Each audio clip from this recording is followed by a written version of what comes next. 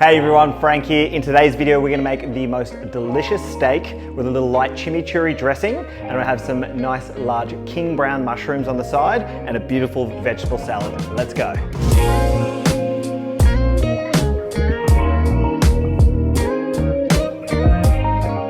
First things up, what we want to do is get the mushrooms nice and browned with a little bit of garlic, olive oil and butter. I've got these tasty little king brown mushrooms. Just going to cut them into quarters like this. While the pan's heating up, what we want to do is get our garlic ready. So we're going to smash that. Once we slice, we smash it up like this so we get all the juices out. Get the olive oil and put it onto the mushrooms. Once that pan's nice and hot, let's go in with our butter. In with the mushrooms. Hit it with some pepper. A little bit of salt. Okay, those are sizzling away. It's time to marinate our steak. What I want you to do with your steak is make sure you get it to room temperature. This is the one key to a delicious steak. Take it out of the fridge as soon as you get home at the night, usually 10 to 15 minutes. It's gonna make sure it cooks evenly throughout the whole thing. So with the steak, I like to put it on a griddle pan, and we wanna get that really hot. When you're cooking steak on a really nice thick pan, what you want to do before you get the olive oil or the oil in there is you want to get it to temperature. What that's going to do is going to open up the pores of the pan. We're then going to wipe it down before we put in our steak, which won't have any of that nasty pan flavor with our steak. Now I'm using a griddle pan. I understand you may not have one, and it's totally fine to use a different type of pan. Just make sure it's nice and thick so you get even heat distribution. All right, now while the pan is getting warm, what I want you to do is take your broccolini and your green beans. I'm going to show you a little trick. Rather than bringing a pot of boiling water up, I'm going to put it in the microwave with a little bit of garlic, a little bit of salt and pepper, and that's going to be just for 2 minutes, nice and easy.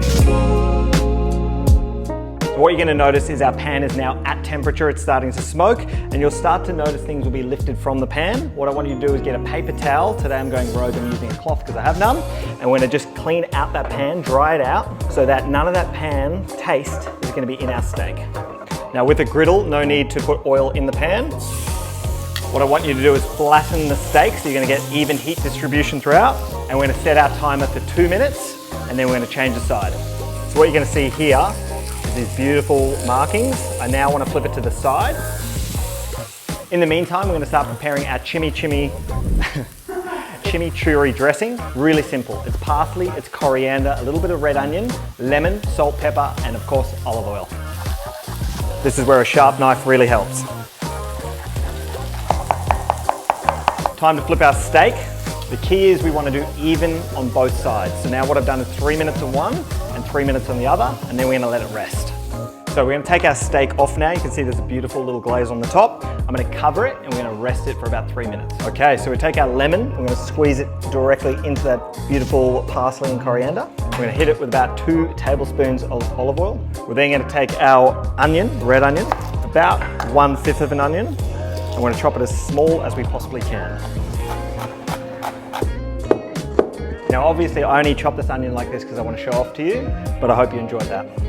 Now we're going with pepper, salt, and this is almost done. Okay, time for our little chunky salad. Simply I'm going to take the broccolini and beans put in here, a little bit of red cabbage, salt, pepper, lemon, olive oil again, and we're going to mix it up. So 1.5 minutes in the microwave, it's still nice and crunchy. It's going to be tasty. All right, one more round of B-roll of slow cutting cabbage. Little bit of lemon in there.